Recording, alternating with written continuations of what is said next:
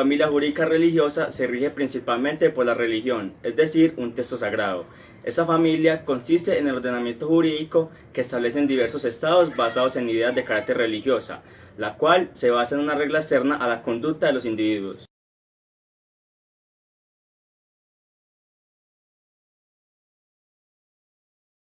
Entre los países que integran esta familia se encuentran por el continente asiático, Afganistán, Israel, Irán, Jordania, Turquía, Irak, Siria, entre otros. Por el continente africano se encuentran Egipto, Libia, Argelia, Etiopía y Marruecos. Y por el continente europeo se encuentra Bosnia.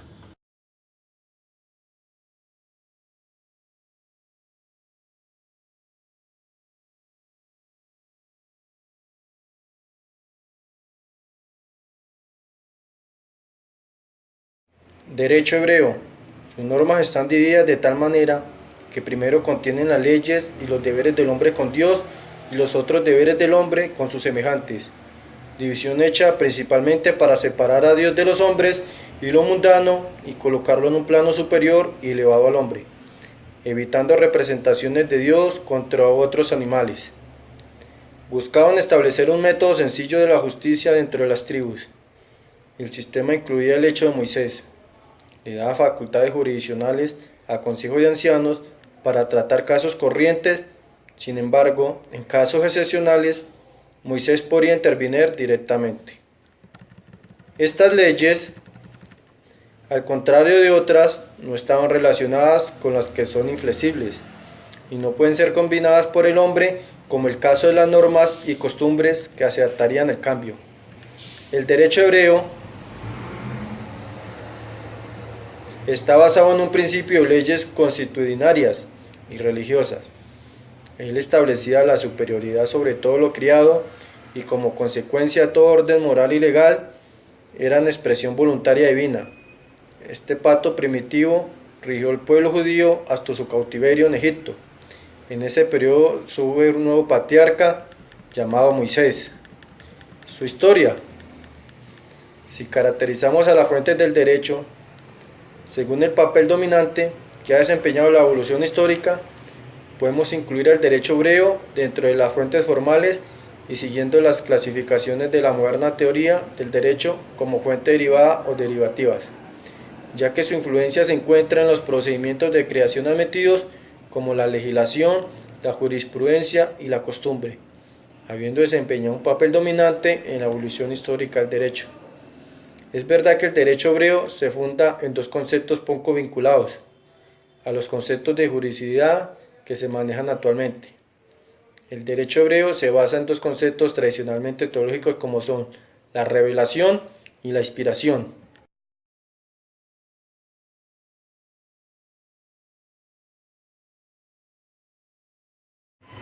El texto bíblico, la Biblia, palabra cuya derivación proviene del griego y significa libros, es denominado hebreo, Torá, y en castellano Pentateuco, que viene a significar enseñanza y ley, hace alusión a la ley de Moisés, contenía los 5 libros asignados en su persona, y conocemos como el Génesis, el Éxodo, el Levítico, Números y Deuteronomio. Estos 5 libros forman parte del canon bíblico, entendiendo la Biblia como fuente de autoridad. Su primera impresión data de 1475, aproximadamente un cuarto de siglo después de la aparición de las letras móviles en la imprenta de Gutenberg. En lo que a su contenido se refiere, el texto bíblico contiene una profusa legislación que abarca aspectos civiles, penales y comerciales de familia, etc., que aparecen de manera enunciativa conformando conjuntos normativos no taxativos de la manera que los conocemos actualmente. Su sentido no está vinculado exclusivamente con un fin teológico de servicios a Dios, sino también como plataforma jurídica para la armonización y compatibilización de las necesidades individuales a la luz de la armonía social. En tal sentido, y a modo de ejemplo, puede mencionarse la conceptualización del delito penal no como producto de una conducta delictiva pura o una estigmatización de la que es víctima el sujeto punible, sino como producto de la comparticipación y la corresponsabilidad de la sociedad y su aparentación profunda y la consecuente redención de la pena de manera pecuniaria.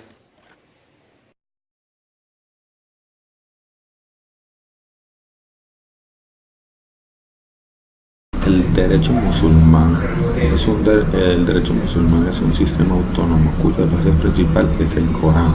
El Corán se profesa dentro de la península de Arabia, que se encuentra en el Mar Rojo y el Golfo Pérsico. Gracias al profeta Mohammed, por medio de la aparición del arcángel San Gabriel, mediante rezaba o meditaba en una cueva, se le apareció pidiéndole que creara una nueva religión basada en el monoteísta, con elementos extraídos del judaísmo y cristianismo. La primera persona que es integrante de esta religión es la mujer, obviamente, del profeta Mohammed, las cuales buscan es siempre valorar la vida sobre toda persona, teniendo en cuenta que hay un ser supremo, un Dios supremo. El derecho de los musulmanes nace regido por el libro sagrado del Islam, que sería el Corán, gracias también al Summa. El Summa es la enseñanza de que deja el profeta Mohammed islámico y algunos de sus compañeros en el Corán. Pero muy pronto se puso en manifiesto el Corán y se dieron junto al Summa, pero no fue suficiente para resolver el conjunto de problemas y dificultades surgidos a raíz de la gran expansión que tuvo o que tiene el Islam.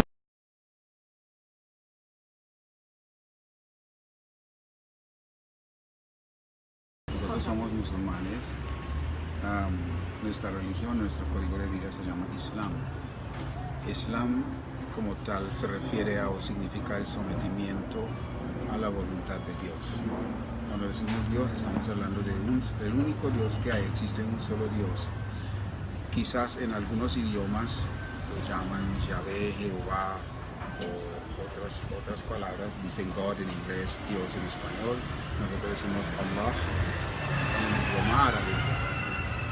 Entonces es el mismo Dios quien ha creado los cielos y la tierra en 6 días, como dice tanto la Biblia y el Sagrado Corán.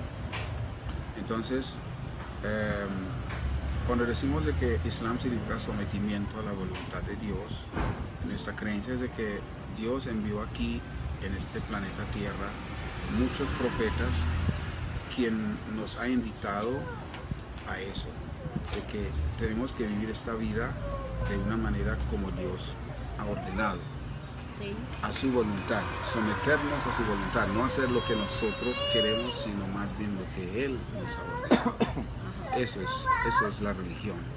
Sí. Ok, entonces los musulmanes creemos de que Dios es uno y Él es único. Sí. Y que Él nos ha creado para adorarlo a Él. Y entonces el propósito de la vida, de acuerdo con nuestra creencia, es adorar a Dios. Ok, entonces sí, nosotros creemos en todos los profetas, creemos de que los profetas fueron enviados por Dios para guiarnos al camino recto. Creemos en todos los libros sagrados, es decir, hagamos unos ejemplos. Sí. El libro sagrado que Dios reveló a Moisés, la que reveló a David, la que reveló a Jesús y la que reveló al profeta Muhammad, que es el Corán. Entonces, estos 4 libros que fueron los más destacados, los más importantes, son la Torá, el Zabur, el Injil y el Corán. La Torá hoy en día se conoce como el Antiguo Testamento.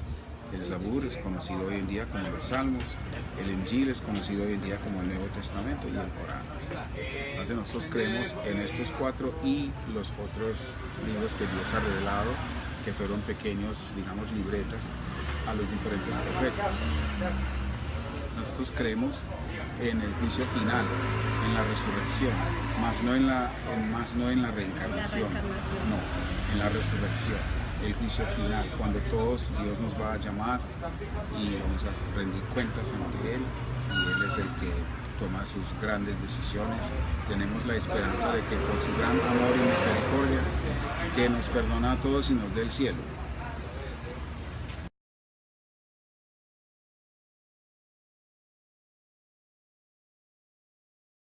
Ahora, en los efectos civiles del matrimonio religioso, podemos ver que no existe en la legislación colombiana una definición que precise cuáles son dichos efectos. En consecuencia, le corresponde al legislador establecer cuáles son los efectos del matrimonio religioso. También podemos ver que en relación con el matrimonio católico debe aclararse que sus efectos son diferentes de los meramente civiles, debido a su esencia y a sus propiedades.